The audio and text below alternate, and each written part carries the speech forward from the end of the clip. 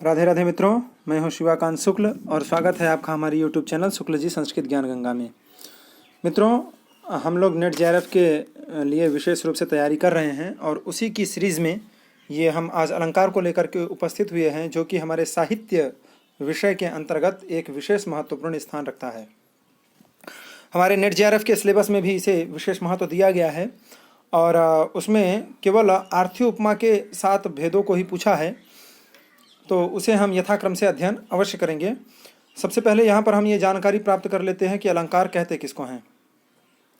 Normal रूप से आप सभी लोग जानते हैं कि जो हमारे शरीर की शोभा को बढ़ा दे, हमारी पर्सनालिटी को डेवलप कर दे, उसी को हम अलंकार कहते हैं। चाहे वो कपड़े हो, चाहे वो टोपी हो, चाहे वो कवच कुंडल इत्यादि गहने हो, अथवा वो सकड़ी हो, अथवा वो बेंगल हो, किसी भी प्रकार का जो आभूषण होता है उसी को हम क्या कहते हैं, अलंकार कहते हैं। इसी तरीके से जो काव्य की शोभा को बढ़ाते हैं उन्हें भी हम अलंकार रूप से कहते हैं। अलंकार ये हम नामधेय रखे हैं, उसका नाम रखे हैं। तो यहाँ पर हम दो प्रकार के परिभाषा को उपस्थित कर रहे हैं, एक आचार्य मम्मट जी के मत में और दूसरा आचार्य विश्वनाथ जी के मत में। तो ऊपर जो है वो मम्मट जी का है मत। वो कहते हैं कि उपकुर्वन्ति तम संतम यंगत द्वारेण जातुचित हारादिवदवलंकारास्तेनुप्रासोपमादय। कहते हैं कि उपकुर्वन्ति तम संतम यंगत द्वारेण जातुचित। देखिए, अंगी होता है आत्मा, रस। जैसे हमारे शरीर का कौन है, आत्मा ही तो सब कुछ है, ऐसे ही काव्य में रस ही सब कुछ होता है। और ये अलंकार इत्यादि क्या होते हैं, ये अंग होते हैं। तो अंग रूप से जो अंगी का क्या करते हैं, उपकुर्वन्ति, उपकार करते हैं। कैसे उपकार करते हैं, हारादिवत, जैसे हम लोग हार इत्यादि धारण करके अपने आत्मा के ऊपर क्या करते हैं, उपकार करते हैं। आत्मा से जुड़ी हुई कौन है, शरीर है, तो शब्दार्थ ही उसका क्या है, शरीर होता है काव्य का। उसी तरीके से जैसे ही हम अपने शरीर पर आभूषणों को धारण करके अपने शरीर की शोभा को बढ़ाते हैं, ठीक उसी तरीके से आत्मा का जो शरीर है, तो रस हो गई आत्मा और उसका शरीर हो गया शब्दार्थ। उन शब्दार्थों की जो शोभा को बढ़ाता है, शब्दों की शोभा को और अर्थों की शोभा को, शब्दार्थ की जो शोभा को बढ़ाता है, उसे ही हम कहते हैं अलंकारा। ते अनुप्रासोपमादय, वो अनुप्रास उपमा इत्यादि क्या कहलाते हैं, अलंकार कहलाते हैं। ये मम्मट जी ने कहा है। और विश्वनाथ जी कहते हैं कि शब्दार्थ्यो स्थिरा ये धर्माः शोभातिशायिनः रसादीनुपकुर्वन्तो अलंकारास्तेंगदाधिवत। शब्दार्थयोः शोभातिशायिनः, जो शब्दार्थ की शोभा को अतिशय करने वाले हैं, शब्दार्थ की शोभा को बढ़ाने वाले हैं। कैसे हैं वो, तो कह रहे हैं अस्थिरा ये धर्मा, ये अस्थिरा धर्मा, अस्थिर धर्म है। देखिए, एक स्थिर धर्म होता है और एक दूसरा अस्थिर धर्म होता है। स्थिर धर्म उसे कहते हैं जिसे हटाया नहीं जा सकता है, जिसे अलग नहीं रखा जा सकता है, और अस्थिर धर्म उसे कहते हैं जो अस्थिर है, आप उसे हटा करके अलग भी रख सकते हैं। जैसे हमारे शरीर के जो कपड़े हैं, कपड़ों को हम उतार के अलग भी रख सकते हैं, जो आभूषण हैं उनको उतार के हम अलग भी रख सकते हैं, तो वो क्या है, अस्थिर धर्म है। और हमारे अंतःकरण में विद्यमान, हमारे शरीर के अंदर विद्यमान जो आत्मा है, अथवा प्राणवायु है, अथवा हृदय है, लंग्स है, वो क्या है, उनको हम हटा के बाहर रख सकते हैं क्या, नहीं रख सकते हैं, तो वो क्या है, वो स्थिर धर्म है। इसी तरीके से जो रस है वो काव्य रूपी शरीर का आत्मा है, शब्दार्थ रूपी शरीर का आत्मा है, तो उसे हटाया नहीं जा सकता है, लेकिन जो अलंकार हैं उनको हटाया भी जा सकता है। इसीलिए मम्मट जी ने अपने लक्षण में लिखा है कि तद दोषौ शब्दार्थौ सगुणावलंकृते पुनः क्वापि। वो अलंकृते पुनः क्वापि का अर्थ लिखते हुए कहते हैं कि यत् सर्वत्र सालंकारो क्वचित् स्फुटालंकार विरहेपि न काव्यत्व हानि। ये बात हमने जब सारे आचार्यों के मत में जो हमने काव्य का लक्षण किया है, उसमें हमने एक स्पेशल वीडियो बनाई हुई है काव्य लक्षण का। अगर आप लोगों ने वो वीडियो हमारी नहीं देखी है तो आप लोग उसे जरूर देखिएगा। नेट जेआरएफ के एग्जाम के लिए वो बहुत ही उपयोगी चीज़ है।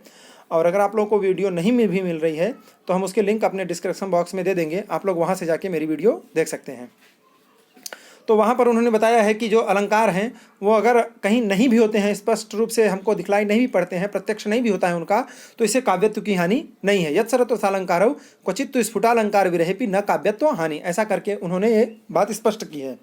तो वही कहते हैं कि शब्दार्थयो हो अस्थिरा ये धर्मा, जो अस्थिर धर्म है, शब्दार्थ के जो अस्थिर धर्म है, और शोभातिशायिनः, शोभा को अतिशय करने वाले हैं, शोभा को बढ़ाने वाले हैं, और रसादीन उपकुर्वन्तो, रस आदियों के ऊपर जो उपकार करने वाले हैं, उनके उपकारक हैं, उन्हीं को कहते हैं अलंकारा। वो कैसे होते हैं, तो अंगदादिवत, अंगदादि की तरह। अंगद कहते हैं बाजूबंद को, तो जैसे बाजूबंद है, कवच है, कुंडल है, और हाथ का कड़ा है, और चैन है, ब्रेसलेट है, इत्यादि जो अलंकार होते हैं, जैसे वो हमारे शरीर की शोभा को बढ़ा देते हैं, उसी तरीके से ये अलंकार काव्य की शोभा को बढ़ा देते हैं।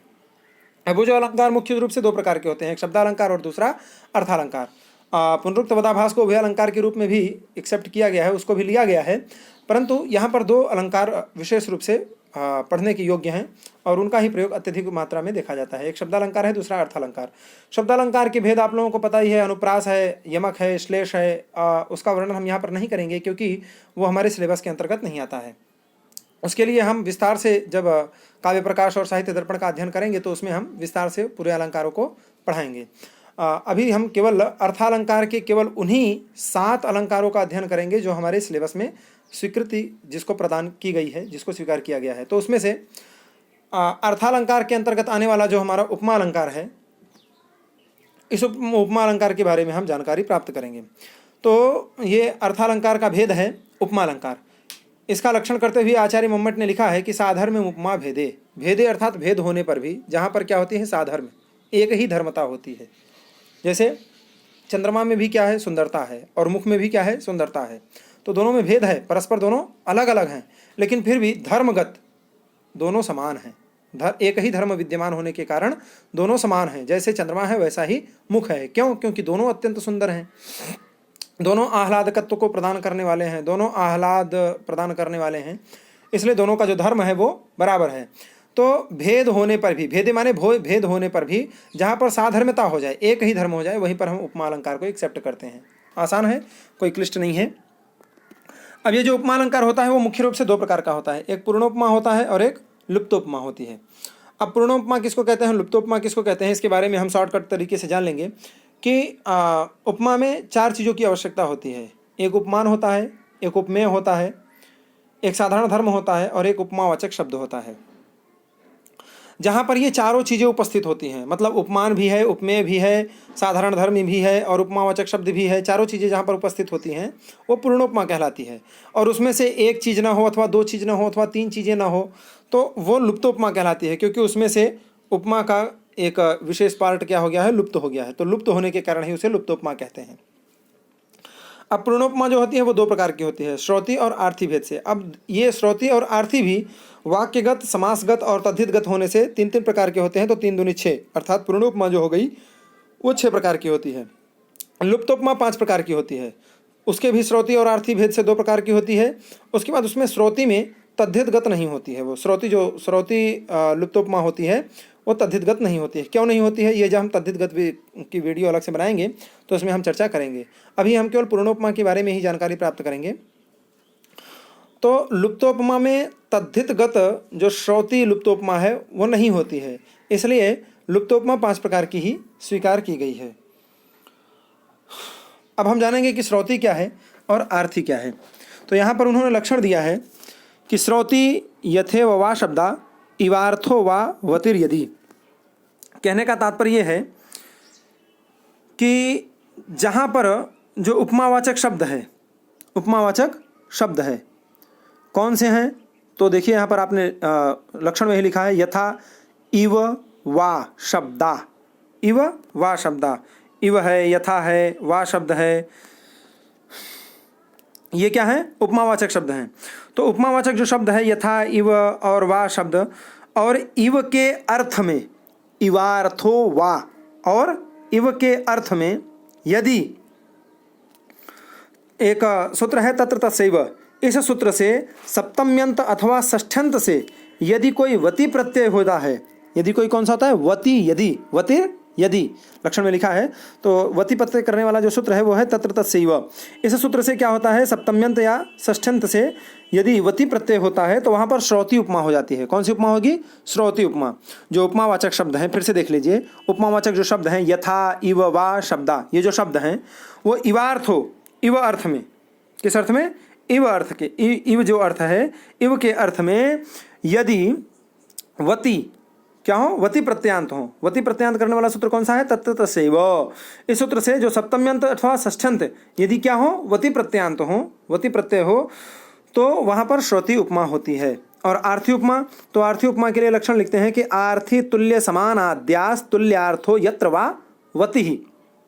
जहाँ पर तुल्य समान आदि जो शब्द हैं और तेन तुल्यम क्रिया चेदवति, इस सूत्र से क्या होता है, तुल्यार्थक वति प्रत्यय होता है, वहाँ पर क्या होती है, आर्थी उपमा हो जाती है।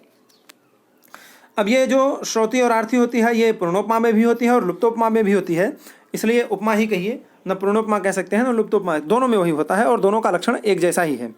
तो वही कहते हैं कि आर्थी तुल्य समान आद्यास तुल्यार्थो यत्र वा वति, जहाँ पर तुल्य अथवा समान जो शब्द हैं और तेन तुल्यम क्रिया चेदवती, इस सूत्र से क्या होता है, तुल्यार्थक वति प्रत्यय होता है, वहाँ पर आर्थी उपमा होती है।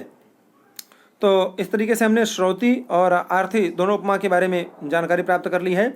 अब जो श्रोति उपमा होती है वो भी वाक्यगत, समासगत और तद्धितगत होने से 3 प्रकार की होती है, और आर्थी उपमा भी वाक्यगत, समासगत और तद्धितगत होने से 3 प्रकार की होती है। इस तरीके से जो पूर्णोपमा है वो 6 प्रकार की हो जाती है। अब हम इन पूरे 6 प्रकार की जो पूर्णोपमा है उसका उदाहरण देख लेते हैं, क्योंकि उदाहरण से ही हमको विशेष रूप से समझ में आता है। उदाहरण अगर हमको अच्छे से समझ में आ गया तो समझिए सब कुछ समझ में आ गया। चलते हैं उदाहरण की तरफ। सबसे पहले हम श्रोति को देखते हैं और श्रोति में वाक्यगत उदाहरण देखते हैं।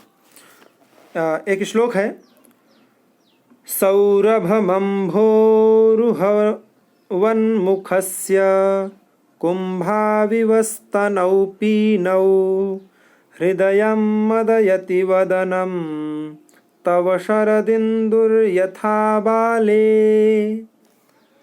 कवि कहता है कि हे बाले, सौरभम अम्भोरुह वन मुखस्य, हे बाले तुम्हारा जो मुख है वो कैसा है, तो सौरभ अम्भोरुह वत, सौरभ माने होता है सुगंध, सुगंधित जो अम्भोरुह है, अम्भ माने होता है जल, उसमें जो उत्पन्न अर्थात कमल, उस कमल के समान है।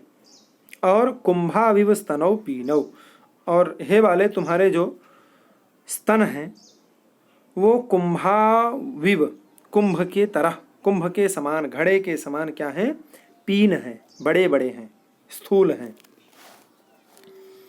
हृदयम मदयति वदनम तव शरदिन्दुर यथा बाले, हे बाले तुम्हारा यह जो ते वदनम, तुम्हारा यह जो वदन है, तुम्हारा यह जो मुख है, हे बाले तुम्हारा यह जो मुख है वो शरदिन्दु यथा, शरदिन्दु माने होता है शरद इंदु, शरद ऋतु का जो चंद्रमा होता है उस चंद्रमा के तरह, उस चंद्रमा के समान, शरदिन्दुर यथा, शरदिन्दु माने शीतकालीन जो चंद्रमा होता है उस चंद्रमा के समान, उसके जैसा ही हृदयम मदयति, हमारे हृदय को क्या कर रहा है, मथित कर रहा है, आनंदित कर रहा है, आह्लादित कर रहा है, प्रसन्न कर रहा है।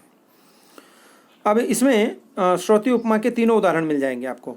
तो सबसे पहले हम वाक्यगत देखते हैं। तो वाक्यगत जब हम उदाहरण देखेंगे तो वाक्यगत उदाहरण यहाँ पर है, हृदयम मदयति वदनम तव शरदिन्दुर यथा बाले, हे बाले, हे बाले तुम्हारा जो यह वदनम माने मुख है, तव वदनम तुम्हारा यह जो मुख है वो शरदिन्दु, शरद इंदु यथा, शरद इंदु माने शरद ऋतु का जो चंद्रमा होता है उस चंद्रमा के जैसा ही, उस चंद्रमा के तरह ही हृदयम मदयति, हमारे हृदय को क्या कर रहा है, प्रसन्नता प्रदान कर रहा है। अब यहाँ पर क्या है, वदन क्या है, उपमेय है, और शरदिन्दु क्या है, उपमान है। उपमान से ही क्या होती है, उपमेय की तुलना की जाती है। तो उपमान हमारा शरदिन्दु है, उपमेय हमारा वदन है, और यथा जो है वो उपमावाचक शब्द है, और मदयति मथित कर रहा है, प्रसन्न कर रहा है। अब ये शरदिन्दु भी प्रसन्नता को प्रदान करता है और तुम्हारा मुख भी प्रदान करता है। तो क्या है, यहाँ पर जो साधारण धर्म है वो समान है, दोनों में एक जैसा ही है, प्रसन्नता को दोनों प्रदान करते हैं। तो यहाँ पर क्या है, पूर्णोपमा है, क्योंकि यहाँ पर उपमान, उपमेय और साधारण धर्म और उपमावाचक शब्द चारों चीज़ें हैं। तो इस प्रकार से वहाँ पर क्या है, वाक्यगत श्रोति पूर्णोपमा का ये उदाहरण हो गया। अब हम चलते हैं समासगत श्रोति पूर्णोपमा की तरफ। तो समासगत जो श्रोति पूर्णोपमा है उसका इसी श्लोक में जो द्वितीय पद है, कुंभाविव स्तनौ पीनौ, कुंभाविव, हे वाले तुम्हारा जो स्तन है वो कुंभाविव, कुंभ की तरह, कुंभ के समान क्या है, स्थूल है। स्थूल माने आकार में बड़ा, पीन है, मोटा है, स्थूल है। अब यहाँ पर क्या है, जो कुंभ है वो तो हमारा हो जाएगा उपमान, और स्तन क्या हो जाएगा हमारा उपमेय, इव हो गया हमारा उपमावाचक शब्द, और उसमें साधारण धर्म दोनों में है, पीनता। तो यहाँ पर क्या है कि कुंभाविव, इसमें कुंभौ इव ऐसा विग्रह करेंगे।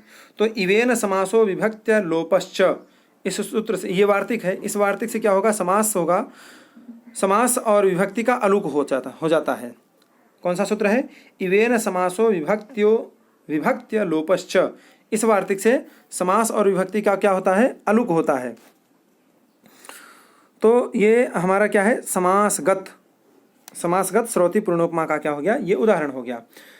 अब हम देखेंगे तद्धितगत। तो तद्धितगत कहते हैं कि सौरभ मंभो रुहवन मुखस्या, तो कहते हैं हे बाले ते मुखस्य तव मुखस्य, जो तुम्हारा मुख है उस मुख का जो सौरभ माने सुगंध, अम्भोरुह, जो अम्भोरुह माने कमल, उस कमल के समान है। तुम्हारे मुख का जो सौरभ है, जो सुगंध है, वो कैसा है, तो कमल के समान है। यहाँ पर अम्भोरुह इव अथवा अम्भोरुहस्य इव ऐसा विग्रह कर तत्र तस्यैव, इस सूत्र से क्या किए हैं, वति प्रत्यय कर दिए हैं। अतः यह तद्धितगत श्रोति उपमा का क्या है, उदाहरण है। यहाँ पर मुख उपमेय है, अम्भोरुह जो कमल है वो उपमान है, सौरभ यहाँ पर साधारण धर्म है, और अम्भोरुहवत, इसमें जो वति प्रत्यय है वो उपमावाचक है। इस प्रकार से यहाँ पर क्या हो गया है, चारों चीज़ें होने के कारण यहाँ पर पूर्णोपमा का उदाहरण हो गया है, और ये तद्धितगत है। उसके बाद फिर हम देखते हैं, अब पूर्णोपमा का जो ये श्रोति का हो गया, अब हम आर्थी का उदाहरण देखते हैं। आर्थी के लिए भी ऐसे ही एक श्लोक इन्होंने लिखा है, उदाहरण के रूप में दिए हैं कि मधुरः सुधा वदधरः पल्लव तुल्योतिपेलवः पाणिः चकित मृगलोचनाभ्याम सदृशी चपले च लोचने तस्याः। अब इसमें भी हम एक एक पंक्ति से देख लेते हैं। सबसे पहले हम वाक्यगत आर्थी पूर्णोपमा का उदाहरण देखते हैं। तो कहते हैं चकित मृगलोचनाभ्याम सदृशी चपले च लोचने तस्याः।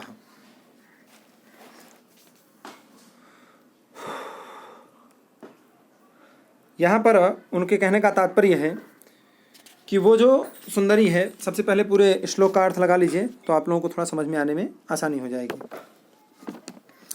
कहते हैं कि मधुरः सुधा वदधरः, जो तस्याः, वो जो नायिका है, उस नायिका का जो अधर है अर्थात ओष्ठ है, उस सुंदरी का जो अधर है, उस नायिका का जो ओष्ठ है, वो अर्थात सुधा की तरह, सुधा के समान, अमृत के समान क्या है, मधुर है।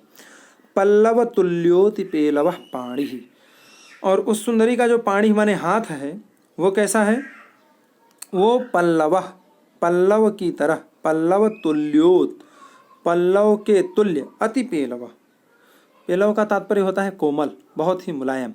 तो पल्लव की तुल्य, पल्लव की तरह अति कोमल उसके क्या है, पाणी माने हाथ हैं। चकित मृग लोचनाभ्याम सदृशी चपले च लोचने तस्याः, उस सुंदरी के जो नेत्र हैं वो चकित माने डरे हुए जो मृग हैं, उन मृग के नेत्रों के सदृश, उनके सदृश, उन्हीं के समान क्या है, चंचल हैं। अब हम यहाँ पर अलग अलग देख लेते हैं। तो सबसे पहले हम आर्थी में जो वाक्यगत आर्थी पूर्णोपमा है उसका उदाहरण देखते हैं। तो वाक्यगत है हमारा चकित मृग लोचनाभ्याम सदृशी चपले च लोचने तस्याः। तस्या माने उस नायिका के जो लोचन हैं वो चकित माने डरे हुए मृग के नेत्रों के समान हैं। अब यहाँ पर क्या है, लोचन उपमेय है, चकृत मृग लोचन उपमान है, और उसके सदृश, ये क्या है, उपमावाचक शब्द है, सदृश माने समान, और चपलत तो क्या है, साधारण धर्म है। जैसे उस मृग के नयनों में चपलता रहती है, उसी तरीके से इस नायिका के भी नेत्रों में चपलता है। इस प्रकार से यहाँ पर क्या है, वाक्यगत आर्थी उपमा का जो है उदाहरण हो गया है। अब हम आगे देखते हैं समासगत आर्थी पूर्णोपमा का उदाहरण। तो समासगत जो है वो पल्लव तुल्योतिपेलवः पाणिः, अर्थात उस सुंदरी का जो हाथ है वो हाथ पल्लव के समान क्या है, अत्यंत कोमल है। यहाँ पर क्या है कि पल्लव तुल्य, यहाँ पर पल्लवेन पल्लवस्य वा तुल्यः, तुल्य पद के अर्थ में तुल्यार्थैरतुलोपमाभ्याम तृतीयान्यतरस्याम, इस सूत्र से तृतीया अथवा षष्ठी विभक्ति होकर के समास हुआ है। यहाँ पर जो पाणी है वो उपमेय है, पल्लव उपमान है, और समासस्थित तुल्य उपमावाचक है, और अविपेलवत्व साधारण धर्म है।